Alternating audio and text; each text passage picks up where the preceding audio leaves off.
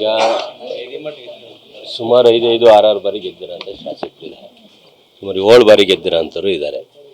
ಮಂತ್ರಿಮಂಡಲದಲ್ಲಿ ಅವಕಾಶ ಸಿಗುತ್ತೆ seniority base ಮೇಲೆ ಅಂತ ಅವರು ವೇಟಿಂಗ್. ನಾವು ಫ್ರೆಷರ್ಸ್ ಟೀಮಲ್ಲಿ ನಮಗೆ ಸಿಗುತ್ತೆ, ನಾವು ವೇಟಿಂಗಲ್ಲಿದ್ವಿ. ಆದರೆ ಹೈಕಮಾಂಡ್ ಒಂದು ತೀರ್ಮಾನ ಮಾಡಬೇಕಾಗ್ತದೆ, ಜಾತಿವಾರ ಲೆಕ್ಕಾಚಾರ, ಪ್ರಾಂತ್ಯವಾರ ಲೆಕ್ಕಾಚಾರ. ಆ ಲೆಕ್ಕಾಚಾರದ ಮೇಲೆ ಈಗಾಗಲೇ ಆಗಿ ಹೋಗಿದೆ. ಈಗ ಏನು ಅದ್ರ ಬಗ್ಗೆ ಮಾತಾಡೋದು ಅವಶ್ಯಕತೆ, ಇನ್ನೇನಿದ್ರು ಅಭಿವೃದ್ಧಿ ಬಗ್ಗೆ ಮಾತಾಡಿದ್ರೆ ಅನುಕೂಲ ಅನಿಸುತ್ತೆ. ಭ್ರಷ್ಟಾಚಾರದ ಆರೋಪ ಇದ್ರು ಕೂಡ ಭ್ರಷ್ಟಾಚಾರ ಆರೋಪ ಯಾರ ಮೇಲಿಲ್ಲ. ಯಡಿಯೂರಪ್ಪರು ಜೈಲಿಗೆ ಹೋಗಿ ಬಂದ ಮೇಲೂ ಮುಖ್ಯಮಂತ್ರಿ ಮಾಡಿದ್ರು.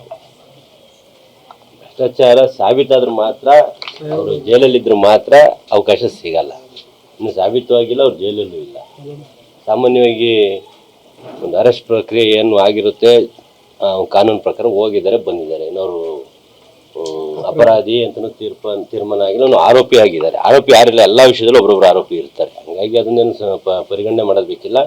ಹೈಕಮಾಂಡ್ ತೀರ್ಮಾನ ಸರಿ ಇದೆ, ನಾಗೇಂದ್ರನ್ನು ಕೊಟ್ಟರೆ ಸರಿ ಇಲ್ಲ. ಅಲ್ಲ, ಅವರು ಜೈಲಿಗೆ ಹೋಗೋಕ್ಕಾಗಲ್ಲ, ಕೋರ್ಟ್ ನಿರ್ಬಂಧ ಹೇರಿದ ಮಾಡ್ತಾರೆ ಅಂತ ವಿಪಕ್ಷದವ್ರು ಪ್ರಶ್ನೆ ಮಾಡ್ತಾರೆ. ಈಗ ದೆಹಲಿಗೆ ಹೋಗಲ್ಲ ಅಂತ ನಾನು ಪೇಪರ್ನ ನೋಡಿದೆ. ಅವ್ರಿಗೆ ಯಾಕೆ ಖಾತೆ ಕೊಡ್ತಾರೆ ಅನ್ನೋದ್ರ ದೆಹಲಿ ಅವಶ್ಯಕತೆ ಇದೆಯೋ ಇಲ್ಲ ಅನ್ನೋದು ಗೊತ್ತಾಗ್ತದೆ. ಈಗ ನಮ್ಮ ರಾಜ್ಯ ಮಟ್ಟದ ಕಾರ್ಯಕ್ರಮಗಳನ್ನ ಒಂದು ರೂಪಿಸೋಂಥ ಒಂದು ಕಾರ್ಯಕ್ರಮನೇ ಒಂದು ಸಚಿವ ಸ್ಥಾನ ಕೊಟ್ಟರೆ ಅವಶ್ಯಕತೆ ಬರಲ್ಲ ದೆಹಲಿಗೆ ಹೋಗಿ. ಯಾಕೆಂದರೆ ನಮ್ಮಲ್ಲೇ ನಮ್ಮ ಸರ್ಕಾರದ ಯೋಜನೆಗಳನ್ನ ಜಾರಿ ತರೋದಕ್ಕೋಸ್ಕರ ಇಲ್ಲೇ ಮಾಡ್ಬೋದು. ಈಗ ಸುಮಾರು 5-6 ಬಾರಿ ಗೆದ್ದಿರೋಂಥ ಶಾಸಕರಿದ್ದಾರೆ, ಸುಮಾರು 7 ಬಾರಿ ಗೆದ್ದಿರೋಂಥವ್ರು ಇದ್ದಾರೆ. ಮಂತ್ರಿಮಂಡಲದಲ್ಲಿ ಅವಕಾಶ ಸಿಗುತ್ತೆ ಸೀನಿಯಾರಿಟಿ ಬೇಸ್ ಮೇಲೆ ಅಂತ ಅವರು ವೇಟಿಂಗ್. ನಾವು ಫ್ರೆಷರ್ಸ್ ಟೀಮಲ್ಲಿ ನಮಗೆ ಸಿಗುತ್ತೆ, ನಾವು ವೇಟಿಂಗಲ್ಲಿದ್ವಿ.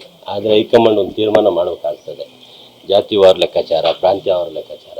ಆ ಲೆಕ್ಕಾಚಾರದ ಮೇಲೆ ಈಗಾಗಲೇ ಆಗಿ ಹೋಗಿದೆ. ಈಗ ಏನು ಅದ್ರ ಬಗ್ಗೆ ಮಾತಾಡೋದು ಅವಶ್ಯಕತೆ, ಇನ್ನೇನಿದ್ರು ಅಭಿವೃದ್ಧಿ ಬಗ್ಗೆ ಮಾತಾಡಿದ್ರೆ ಅನುಕೂಲ ಅನಿಸುತ್ತೆ. ಭ್ರಷ್ಟಾಚಾರದ ಆರೋಪ ಇದ್ರು ಕೂಡ ಭ್ರಷ್ಟಾಚಾರ ಆರೋಪ ಯಾರ ಮೇಲಿಲ್ಲ. ಯಡಿಯೂರಪ್ಪರು ಜೈಲಿಗೆ ಹೋಗಿ ಬಂದ ಮೇಲೂ ಮುಖ್ಯಮಂತ್ರಿ ಮಾಡಿದ್ರು. ಭ್ರಷ್ಟಾಚಾರ ಸಾಬೀತಾದ್ರೆ ಮಾತ್ರ, ಅವರು ಜೈಲಲ್ಲಿದ್ದರೆ ಮಾತ್ರ ಅವಕಾಶ ಸಿಗಲ್ಲ.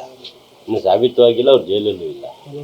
ಸಾಮಾನ್ಯವಾಗಿ ಒಂದು ಅರೆಸ್ಟ್ ಪ್ರಕ್ರಿಯೆ ಏನು ಆಗಿರುತ್ತೆ, ಕಾನೂನು ಪ್ರಕಾರ ಹೋಗಿದ್ದಾರೆ, ಬಂದಿದ್ದಾರೆ. ಇನ್ನವರು ಅಪರಾಧಿ ಅಂತಲೂ ತೀರ್ಮಾನ ಆಗಿಲ್ಲ, ಅವನು ಆರೋಪಿ ಆಗಿದ್ದಾರೆ. ಆರೋಪಿ ಯಾರಿಲ್ಲ, ಎಲ್ಲ ವಿಷಯದಲ್ಲೂ ಒಬ್ಬರೊಬ್ಬರು ಆರೋಪಿ ಇರ್ತಾರೆ. ಹಾಗಾಗಿ ಅದನ್ನೇನು ಪರಿಗಣನೆ ಮಾಡೋದಕ್ಕಿಲ್ಲ. ಹೈಕಮಾಂಡ್ ತೀರ್ಮಾನ ಸರಿ ಇದೆ, ನಾಗೇಂದ್ರನ್ನು ಕೊಟ್ಟರೆ ಸರಿ ಇಲ್ಲ. ಅಲ್ಲ, ಅವರು ಜೈಲಿಗೆ ಹೋಗೋಕ್ಕಾಗಲ್ಲ, ಕೋರ್ಟ್ ನಿರ್ಬಂಧ ಹೇರಿದ ಮಾಡ್ತಾರೆ ಅಂತ ವಿಪಕ್ಷದವ್ರು ಪ್ರಶ್ನೆ ಮಾಡ್ತಾರೆ. ಈಗ ದೆಹಲಿಗೆ ಹೋಗಲ್ಲ ಅಂತ ನಾನು ಪೇಪರ್ನ ನೋಡಿದೆ. ಅವ್ರಿಗೆ ಯಾಕೆ ಖಾತೆ ಕೊಡ್ತಾರೆ ಅನ್ನೋದ್ರ ದೆಹಲಿ ಅವಶ್ಯಕತೆ ಇದೆಯೋ ಇಲ್ಲ ಅನ್ನೋದು ಗೊತ್ತಾಗ್ತದೆ.